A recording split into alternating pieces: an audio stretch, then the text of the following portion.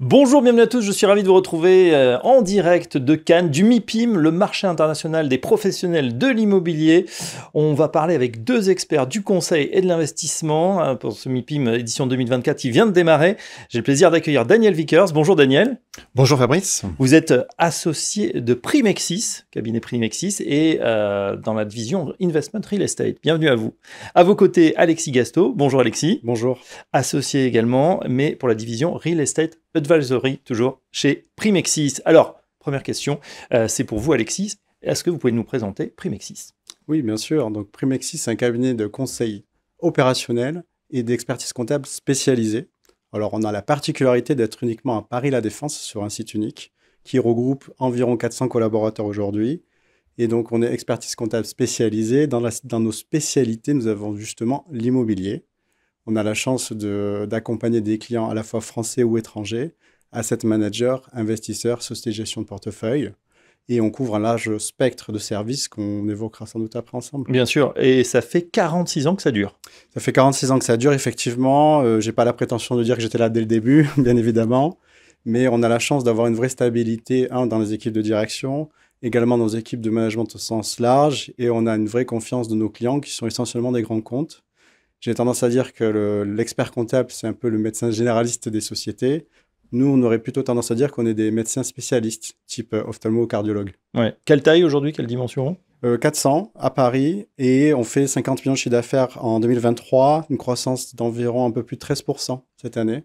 Donc très encourageante pour la suite, et une croissance, je souligne, organique uniquement. Et notamment dans la conjoncture pas évidente du moment. Alors justement, Daniel, je me tourne vers vous, Daniel Vickers. Question... qui tombe sous le sens. Que vient faire un cabinet d'expertise comptable au MIPIM ? En effet, ça peut être surprenant. Comme Alexis l'a dit, nous avons une vraie spécialité immobilière chez Primexis. On a plus de 20 ans d'expérience dans ce domaine et nous sommes venus à 4 aujourd'hui, Alexis et moi-même, Daniel Vickers. Et notre directeur Jack Capps et Selim Boutaleb, un jeune manager pour lequel c'est la deuxième participation. Nous venons régulièrement au MIPIM, ça fait 17 fois. Et pourquoi sommes-nous là ? Pour rencontrer les acteurs de l'immobilier. On a la chance en France d'avoir ce magnifique festival de l'immobilier à Cannes. Et nous sommes là pour rencontrer nos clients à la fois français, nos clients internationaux et tous nos partenaires qui gravitent autour du monde de l'immobilier. Voilà, j'imagine que le carnet de rendez-vous est déjà bien garni pour ces 4 jours. C'est bien ça, c'est bien ça. Donc les partenaires, ça peut être des avocats conseils, des avocats fiscalistes, des asset managers, tous ceux qui gravitent autour du monde de l'immobilier aujourd'hui. Oui, alors justement, on rentre un petit peu dans le détail. Quel service justement propose Primexis à l'ensemble de ses clients ?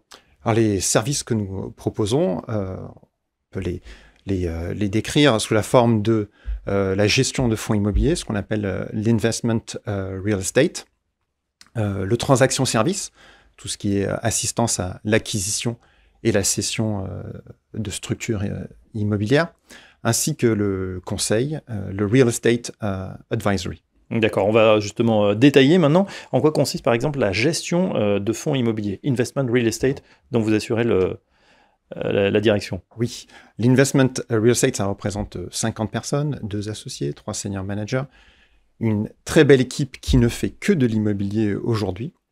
Et notre quotidien, c'est la production d'une information financière fiable et dans les délais. C'est ce qu'attendent nos clients, quelle que soit la norme comptable internationale requise. Bien sûr. Est-ce qu'il y a des challenges particuliers auxquels vous avez été confrontés cette dernière année ou ces dernières années ? Nos clients, surtout, ont été confrontés à un nouvel univers inflationniste. Je crois que en moins d'1 an et demi, ou en 1 an et demi et quelques mois, le taux Euribor est passé de 0, quasiment négatif, à friser 4% aujourd'hui. C'est dû à plusieurs facteurs. On est en environnement post-Covid. On a un grippage des flux logistiques internationaux qui génère une hausse des coûts. On a la guerre d'Ukraine.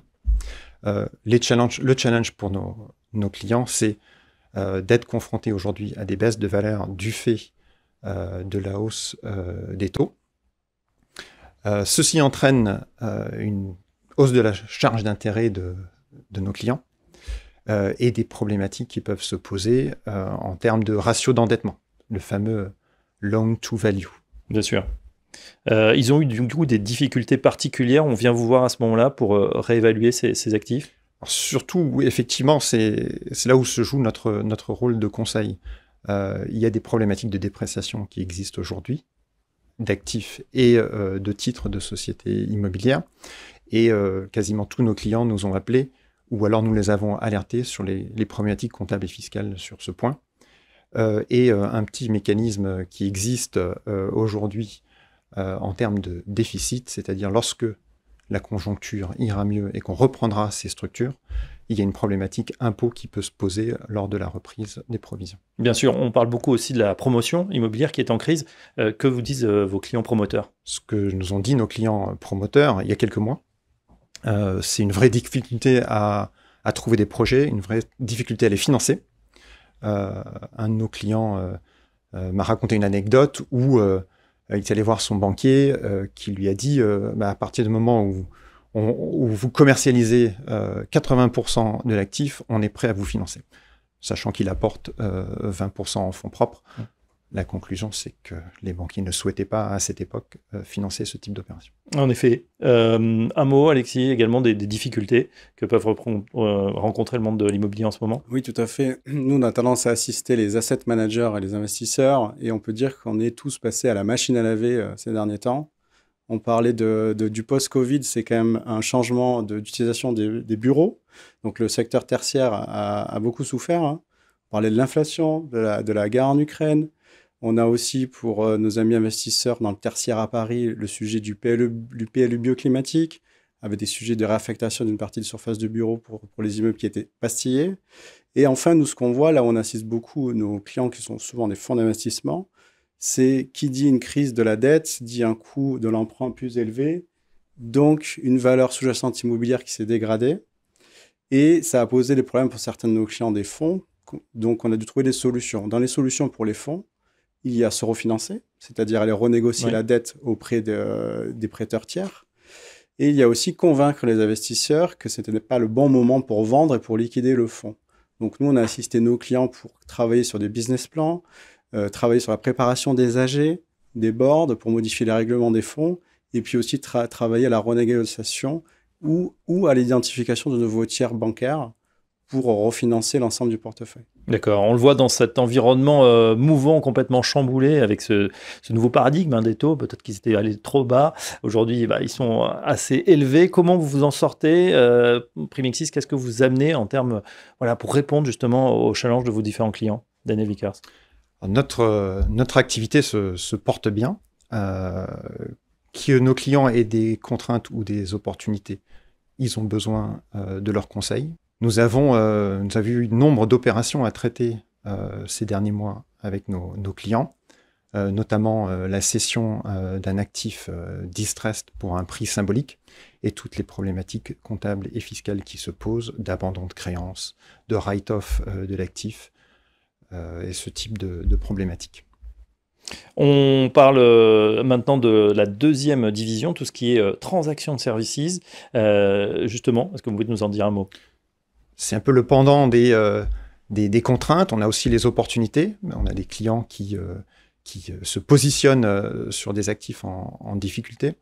Généralement, notre activité de transaction-service se concentre sur la proposition d'une formule de prix départ, sur la négociation du prix, sur la revue des éléments d'actifs et de passifs de la structure cible. Dans un cas d'actifs distressed, où le prix est symbolique, le prix départ est symbolique, on doit vraiment se concentrer sur la capacité de la structure dans le futur à générer des cash flows. Ouais, d'autant que la législation, Alexis Gasto, elle évolue rapidement. Oui, elle évolue rapidement. Elle part d'un postulat très clair. Peu de transactions sur 2023, des sujets de recettes fiscales au niveau des municipalités. Ça s'explique très brièvement par l'écart entre un asset deal où une partie de la recette fiscale va être perçue par la localité versus un share deal où la recette fiscale est généralement perçue par l'État. Donc, dans la loi de finances 2024, il y a déjà un écrit qui stipule qu'il va être impératif de déclarer dans les actes de la transaction un certain nombre d'éléments lorsqu'on vend les parts d'une société d'or, c'est-à-dire lorsque nous sommes en share deal. Nous, on y voit un premier pas, voire un retour en arrière éventuel sur un changement d'assiette fiscale à venir plus tard. Ce n'est pas du tout confirmé, mais au regard des questionnements que l'on voit chez nos contacts dans diverses municipalités, on voit que le sujet de l'asset deal versus share deal revient sur la table, notamment sur l'assiette de taxation, puisque d'un côté, vous taxez la valeur vénale de l'immeuble, de l'autre, vous taxez la valeur vénale des parts de la société. Donc le passif vient en déduction du prix des parts. Très bien. Justement, vous gardez la parole puisqu'on va parler aussi de tout ce qui est activité conseil, Real Estate Advisory. Oui. Est-ce que vous pouvez nous en dire un mot et justement sur votre équipe en particulier? Oui, bien sûr. Donc, Real Estate Advisory, ce sont des consultants qui sont spécialisés en immobilier et qui vont intervenir plutôt directement chez les clients, notamment dans toutes les fonctions d'une direction financière. Et on a 3 volets à cette offre. On a la première partie qui est le Transaction Services, que Daniel a commencé à évoquer tout à l'heure. Et on a également 2 autres parties qui sont le renfort opérationnel, le support opérationnel, c'est-à-dire que là, on va intervenir chez nos clients lorsqu'il y a un besoin, lorsqu'il y a un pic d'activité, lorsqu'il y a un remplacement à faire ou un nouveau projet. Et d'ailleurs, l'autre partie sur les nouveaux projets, on a 2 thématiques importantes aujourd'hui. On a la refonte de la fonction finance, c'est-à-dire nos clients s'interrogent sur la manière de délivrer, de produire de l'information financière. Et on a la partie maintenant extra-financière où on va assister nos clients sur 2 volets, la mise en place et puis après le reporting de tout ce qui est reporting ESG ou finances durables chez nos clients.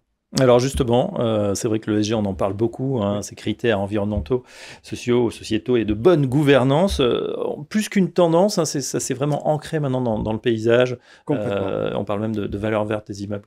Exactement. En fait, on a animé une conférence la semaine dernière sur ce sujet chez Primexis et on avait un postulat de départ qui était très simple. 2020, 2021, fin 2021, début 2022, peu ou pas d'impact de la valeur verte sur la valeur de l'actif, ou du moins au niveau des parties prenantes. Aujourd'hui, et à partir de 22, 23 a été confirmé, et là 24, c'est un impératif, on ne peut plus rien faire sans orienter le choix de l'investissement via le prisme ESG. Et donc ça vaut pour les investisseurs, ça vaut pour les locataires, et ça vaut encore plus pour ceux qui financent les banques. Alors justement, pour vos clients, comment ça se traduit? Quels sont leurs enjeux?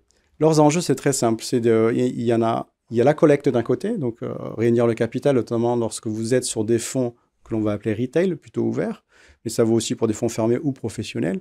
Collecter l'argent, c'est que sans argent, vous ne pouvez pas investir. Donc il y a tout un effort à faire sur ce sujet-là. Si on prend l'exemple du retail, dans le référencement des conseillers en gestion de patrimoine ou dans les distributeurs, vous ne pouvez pas présenter un nouveau projet sans une valeur verte ou sans un reporting ESG fiable, sans un règlement qui oriente l'investissement sur du vert. Ça prend plusieurs formes. La forme la plus commune qu'on voit, c'est pour les fonds français, ça va être un label ISR, oui. Et après une souscription en SFDR article 8 hybride ou 9. Voilà, c'est tout ce qui est fonds ensuite pour les investissements, même du grand public. Oui, tout à fait. Effectivement. Vous les accompagnez comment? C'est au niveau du reporting ESG en particulier que... Oui, en fait, le constat que l'on fait, c'est qu'il y a déjà un travail de dégrossir les normes qui sont applicables à nos clients, qui sont différentes entre lorsque vous êtes une société de type corporate ou lorsque vous êtes un fonds. Corporate, c'est CSRD avec les normes ESRS. Et de l'autre côté, pour les fonds, ça va être plutôt SFDR, plus après, bien sûr, un socle commun de réglementation, taxonomie, loi énergie-climat, etc. Sur ce sujet-là, nous, on va les accompagner pour vérifier ce qui est applicable. Et surtout, la véritable valeur ajoutée que nous allons apporter, c'est les aider dans le choix du classement des fonds, notamment parce que vous avez donc le choix de l'article 8 ou de l'article 9 en SFDR. Aujourd'hui, on voit qu'il vaut mieux choisir un article 8 costaud sur des bases solides que de choisir un article 9 ouais. Et après souffrir d'un déclassement de son produit financier, puisqu'en termes d'image auprès de l'ensemble des parties prenantes du microcosme immobilier, parce que ça reste un monde très petit, vous allez souffrir d'une décollecte, vous allez souffrir d'une perte de confiance de l'ensemble de la chaîne de valeur immobilière. Voilà, donc pour éviter ces déconvenus, on retient la valeur verte incontournable. Et puis, évidemment, faire appel à un bon expert comptable, notamment les équipes de Primexis. On en sait un petit peu plus, en tout cas, sur votre fonctionnement. Merci, messieurs. Daniel Vickers, je rappelle que vous êtes associé et donc responsable division Investment Real Estate. Et Alexis Gasto, associé également et responsable de Real Estate Advisory, le conseil. Donc, messieurs, merci et on vous souhaite un excellent MIPIM 2024. Merci à vous. Merci Fabrice.